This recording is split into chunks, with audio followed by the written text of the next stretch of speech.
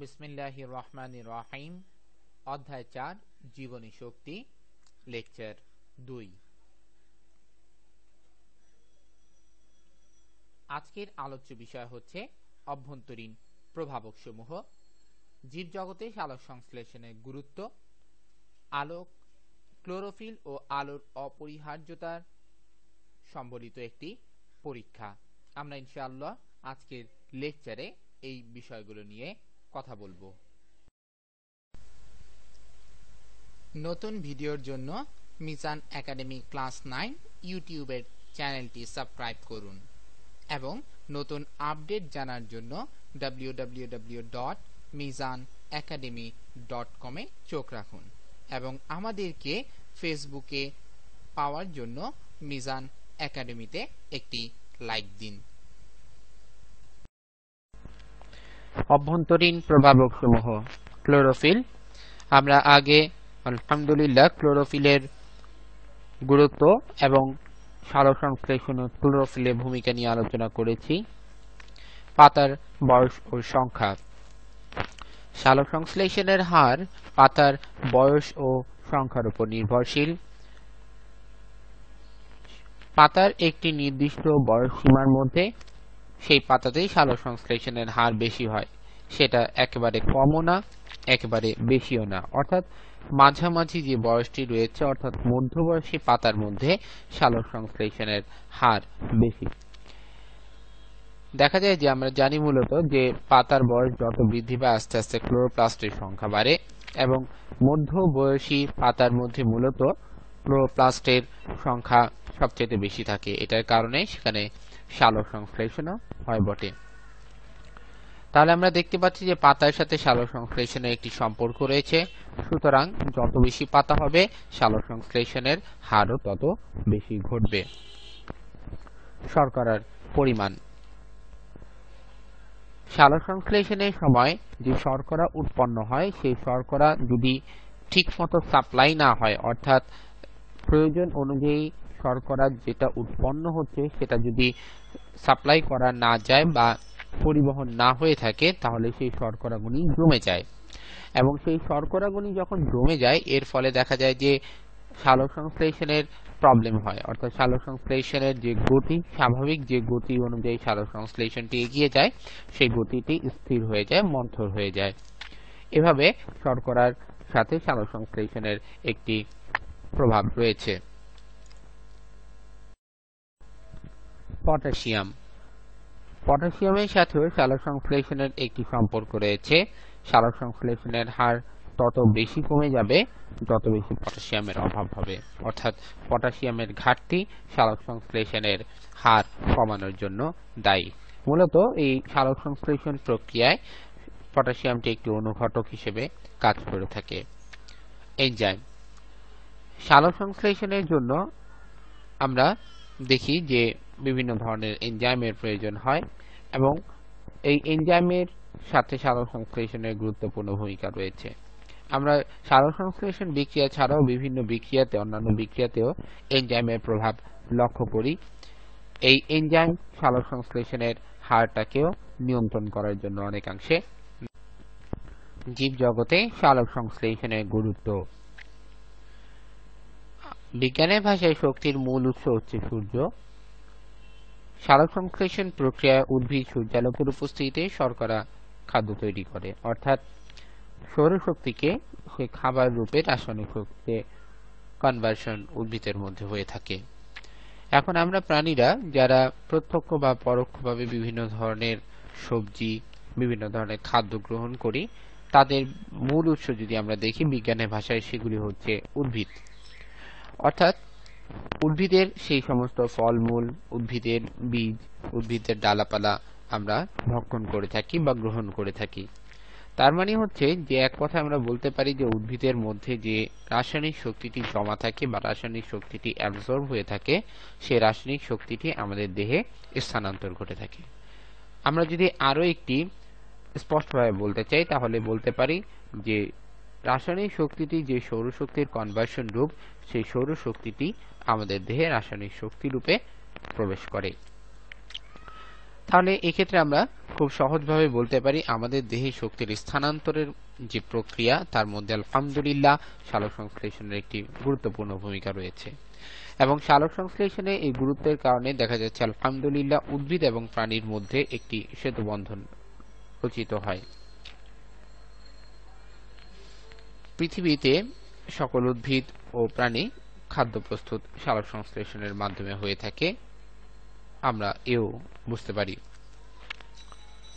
পরিবেশের ভারসাম্য রক্ষার্থে অক্সিজেন এবং কার্বন ডাই অক্সাইডের গুরুত্বপূর্ণ ভূমিকা রয়েছে এবং তাদের সঠিক অনুপাত, অর্থাৎ কেউ বেড়ে গেল কেউ কমে গেল, এটা থাকা যাবে না। অর্থাৎ সঠিক অনুপাত রক্ষা করাও পরিবেশের ভারসাম্য রক্ষার জন্য অনেকাংশে গুরুত্বপূর্ণ ভূমিকা পালন করে থাকে।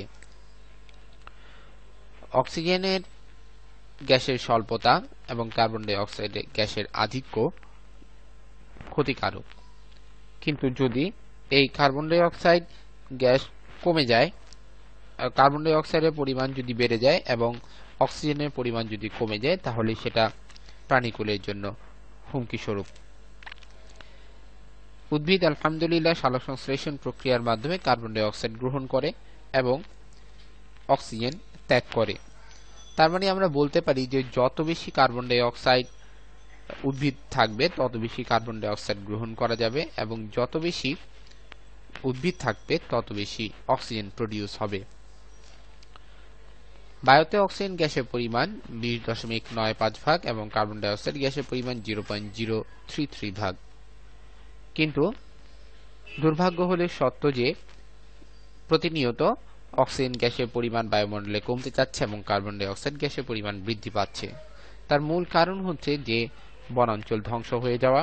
বনাঞ্চল ধ্বংসের মাধ্যমে দেখা যায় যে গাছপালা পরিমাণ কমে যায়, এর ফলে কার্বন ডাই অক্সাইড গ্রহণের পরিমাণও কমে যায়, অক্সিজেন ত্যাগের পরিমাণ কমে যায়। আবার দেখা যাচ্ছে যে শিল্পায়ন এবং নগরায়নের ফলে বিভিন্ন ধরনের মিল ইন্ডাস্ট্রিজ তৈরি হচ্ছে, যার কারণে কালো ধোঁয়া নির্গত হয়। এই কালো ধোঁয়ার মধ্যে কার্বন ডাই অক্সাইডের পরিমাণ বৃদ্ধি পায়, এর ফলে দেখা যাচ্ছে যে বায়ুমণ্ডলে কার্বন ডাই অক্সাইডের পরিমাণ বৃদ্ধি পায়। তো মোটামুটি আমরা যদি বলতে পারি তাহলে উদ্ভিদের সালোকসংশ্লেষণ আলহামদুলিল্লাহ এই কার্বন ডাই অক্সাইডের পরিমাণ কমানো এবং অক্সিজেনের পরিমাণ বৃদ্ধির জন্য গুরুত্বপূর্ণ ভূমিকা পালন করে থাকে। তাহলে আমরা আমাদের নিত্য প্রয়োজনীয় যে সমস্ত দ্রব্যাদি রয়েছে, অন্ন, বস্ত্র, তারপর হচ্ছে বিভিন্ন ধরনের ঔষধ, জ্বালানি, কয়লা, এগুলি বিজ্ঞানের ভাষায় আলহামদুলিল্লাহ উদ্ভিদ থেকে আমরা পেয়ে থাকি। যদি সালোকসংশ্লেষণ না ঘটতো তাহলে উদ্ভিদের নিজেরই বেঁচে থাকা সম্ভব হতো না, আর নিজে যদি না বাঁচতে পারতো তাহলে বিজ্ঞানের ভাষায় সেই উদ্ভিদের উপর ডিপেন্ডেন্ট প্রাণীকুল বিলুপ্ত হয়ে যেত। সুতরাং আমরা এক কথায় বলতে পারি জীবজগতে সালোকসংশ্লেষণের গুরুত্ব অপরিসীম। সালোকসংশ্লেষণ প্রক্রিয়া ক্লোরোফিল ও আলোর অপরিহার্যতার পরীক্ষা। আমরা এই পরীক্ষার আগে আমাদের কিছু বেসিক জিনিস ইনশাআল্লাহ জেনে রাখা প্রয়োজন। শ্বেতসার অর্থাৎ কার্বোহাইড্রেট বা শর্করা আয়োডিনের সাথে বিক্রিয়া করে শ্বেতসার নীল বর্ণ ধারণ করে। এটি হচ্ছে আমাদের একটি বেসিক ইনস্ট্রাকশন, যার উপর বেস করে আমরা এই পরীক্ষার একটি সিদ্ধান্ত নিতে পারব। তাহলে আসুন দেখা যাক এখন আমরা সেই পরীক্ষাটা নিয়ে কথা বলি।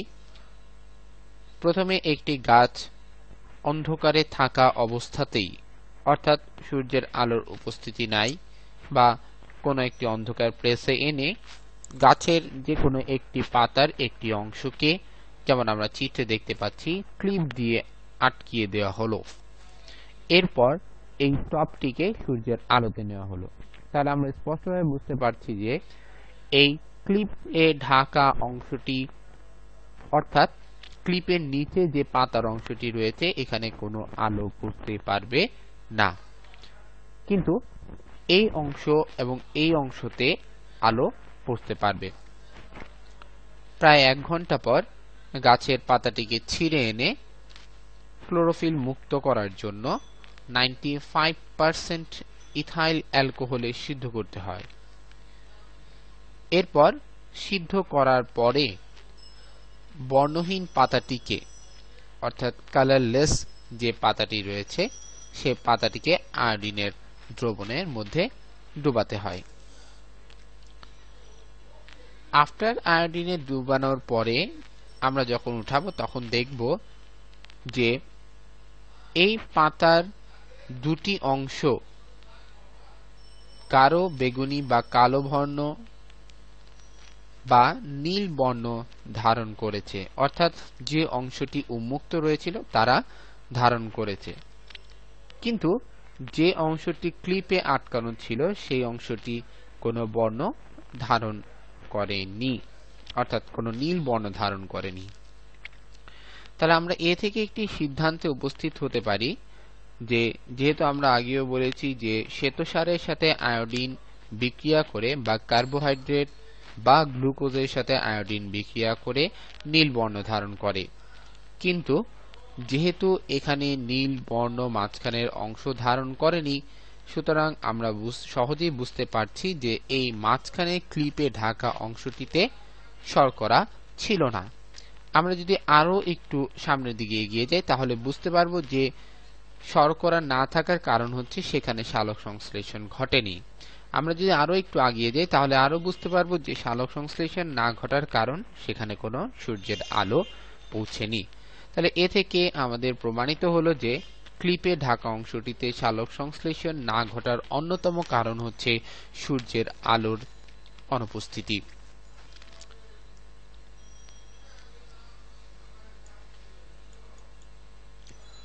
সতর্কতা, এই পরীক্ষাটি করার জন্য আমাদের কিছু সতর্কতা প্রয়োজন। যেমন পরীক্ষার পূর্বে কিছুক্ষণ টপটিকে অন্ধকারে রাখতে হয়, কালো কাগজ এমন হতে হয় বা ক্লিপ এমন হতে হয় যে এর ভিতর থেকে লাইট যাতে পাস করতে না পারে, পাস করে পাতাতে যাতে স্পর্শ করতে না পারে। আর লক্ষণীয় ব্যাপার হচ্ছে আরেকটি যে পরীক্ষা চলাকালীন সময়ে অন্তত পক্ষে ন্যূনতম পক্ষে 1 ঘন্টার মতো গাছটিকে সূর্যের আলোতে আমাদের রাখতে। Please subscribe to us on YouTube at Mizan Academy Class 9 channel. Please visit at www.mizanacademy.com. Don't forget to like us on Facebook at Mizan Academy.